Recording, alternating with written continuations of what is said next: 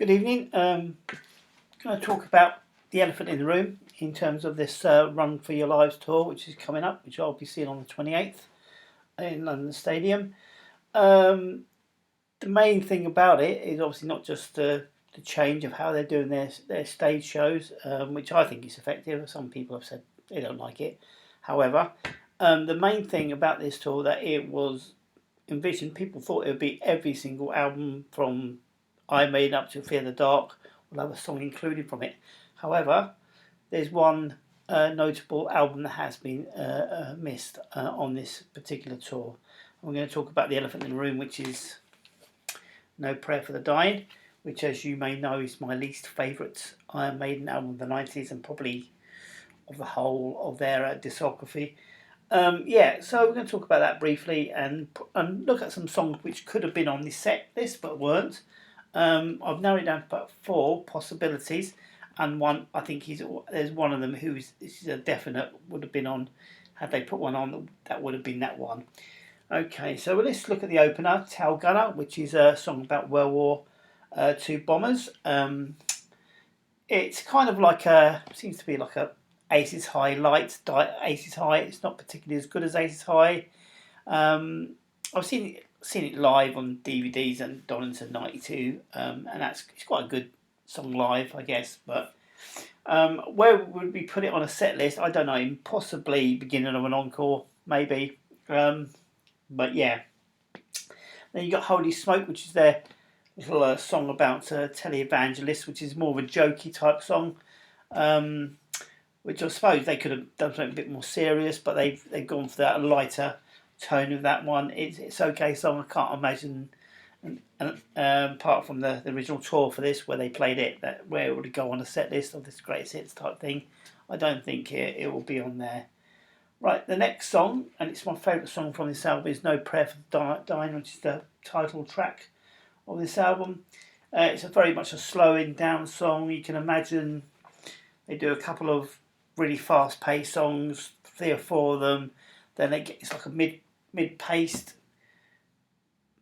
slowing down song sort of thing. It's not as fast as the others. It's a slow song, so I can see it as a mid-song set list possibly. It's not very particularly well known to people outside of Maiden, the casual viewers who go to these concerts. Some of them.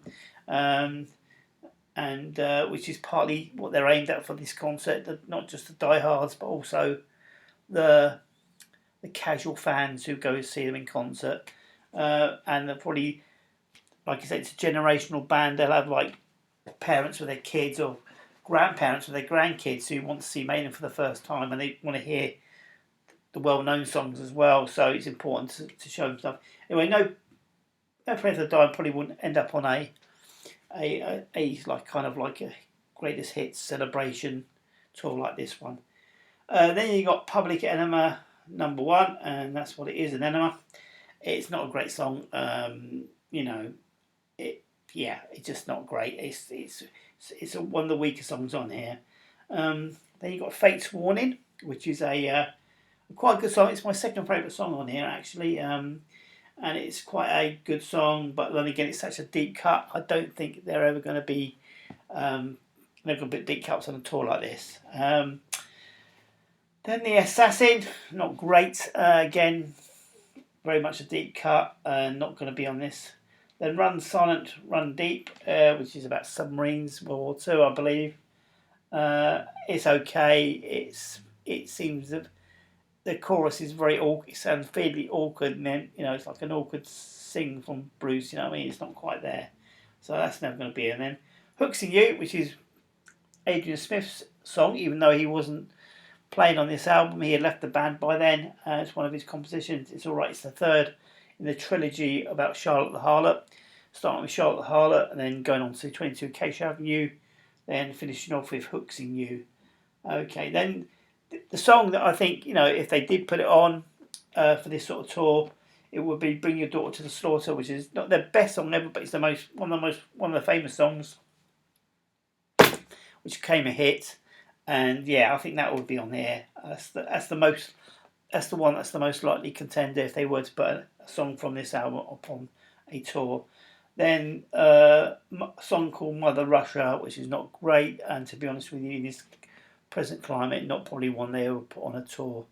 Yeah, so that's it really. So I think Bring Your Daughters to Slaughter will be the main one. If they were to take a song from No President and put it on a tour like this, it will be on there. So there you go.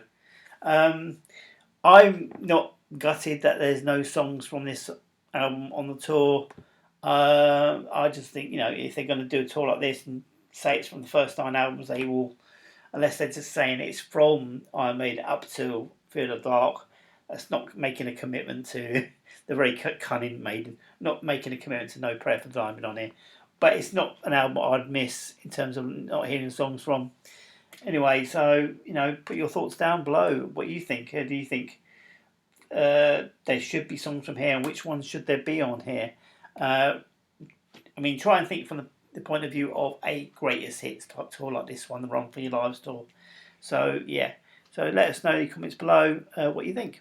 Thank you for your patience.